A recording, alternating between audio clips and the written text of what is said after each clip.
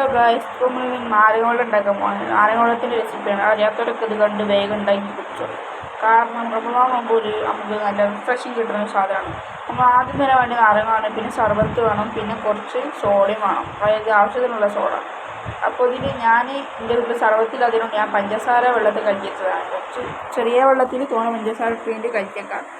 പിന്നെ നാരങ്ങയും പിഴിയാം, നല്ലോണം കൊണ്ട് പിഴിഞ്ഞിടുക.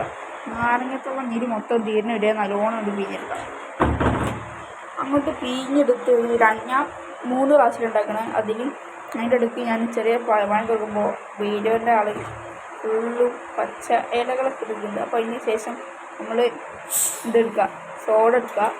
സോഡത്തിന് നല്ലോണം കൊണ്ട് സ്പൂൺ ഇട്ടിട്ട് ഇളക്കിങ്ങോട്ട് അങ്ങോട്ട് ഉപയോഗിച്ചെടുക്കുക ശർക്കര സോഡ.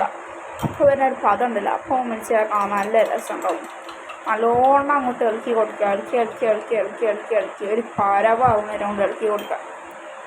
അത് നമ്മൾ ഒഴിച്ചു കൊണ്ട് നിൽക്കുമ്പോഴാണ് ഇളക്കേണ്ടി.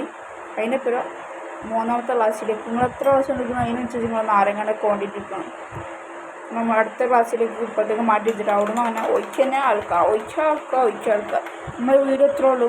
അപ്പോൾ വീഡിയോ ഇഷ്ടപ്പെട്ട ലൈക്ക് ചെയ്യുക, സബ്സ്ക്രൈബ് ചെയ്യുക. അപ്പോൾ ചെറിയൊരു വീഡിയോ ആയിട്ട് നമ്മൾ വന്നത്. അപ്പോൾ ഇത് നാരങ്ങ വെള്ളത്തിൻ്റെ ഇതാണ്. അപ്പോൾ tata, bye bye, see you. പിന്നെ അടുത്ത വീഡിയോ കാണാം കേട്ടോ. ബൈ.